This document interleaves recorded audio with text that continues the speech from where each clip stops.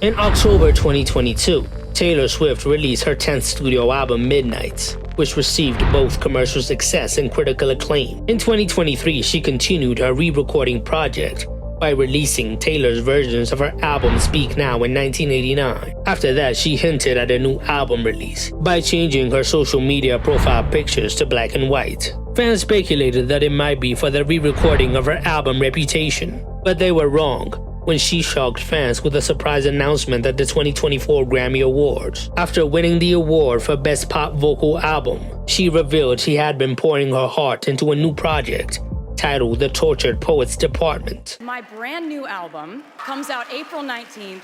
It's called The Tortured Poets Department.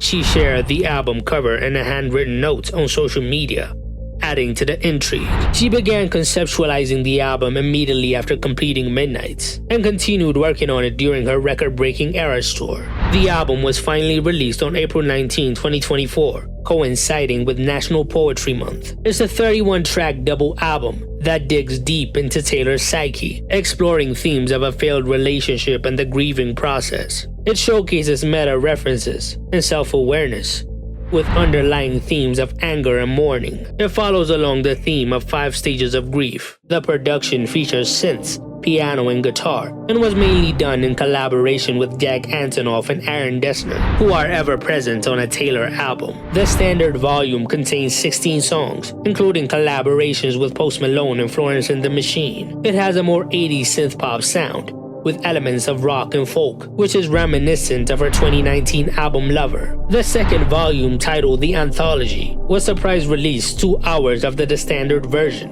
with 15 additional tracks. It has a stripped-back autobiographical vibe, similar to albums like Folklore and Evermore. Physical copies of the album also include an original poem by Stevie Nicks. Fortnight with Post Malone was released as the lead single alongside the album. It's an album chock full of content, with a lot of depth, so it's a lot to review. So I picked some standouts to dive into.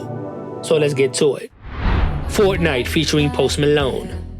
Fortnight is an Old English term that means 14 nights, or 2 weeks. It serves as a reference to Taylor's ex-boyfriend Joel Alwyn, an English actor she dated from 2018 to 2023. It's a synth-pop duet between Taylor and Post Malone that kinda sounds like Bad Habits by Steve Lacy to me. It was also released with a striking music video. Taylor described it as the perfect visual representation of the album and the story she tells on it.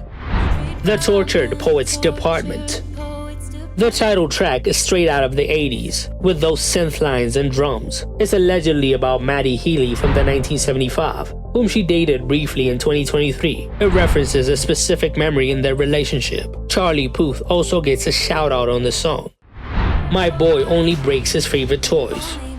It's a song with grand production that describes the emotional chaos of a turbulent relationship. It talks about being somebody's favorite toy until they break you, and then they don't want to play with you anymore.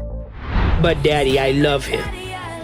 It's a guitar ballad that continues Taylor's trend of writing as if she is in a fairy tale, this time referencing the 1989 Disney film The Little Mermaid. Daddy, I love him! It talks about fans' obsession with her relationships, and that she is the only one that has a say on how she lives her life. Florida featuring Florence and the Machine.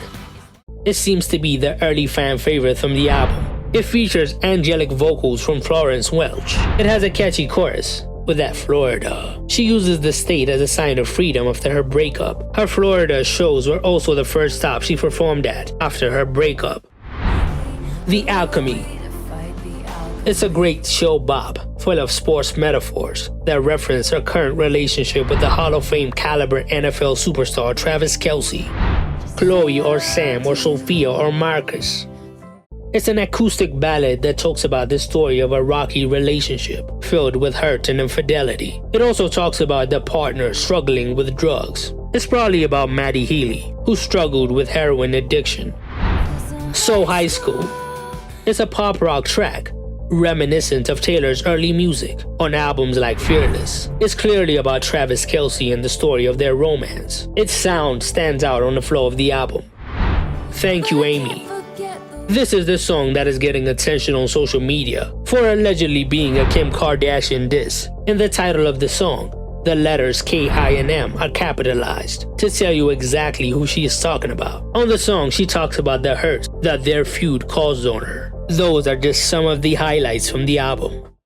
The Tortured Poets Department is already making history. Spotify announced the album has set a new record for the most pre-saved album in the platform's history. Within 12 hours of its release, it became the most streamed album in a single day for the year 2024. It surpassed 200 million streams just in its first day, making it the most streamed album in a single day in Spotify history, surpassing Taylor's previous record set with Midnights. It also became the most streamed album in a single day on Amazon Music and Apple Music. Billboard reported that the album has sold over 1.6 million units just in its first day, and is set for a legendary opening week that will shake up the music industry.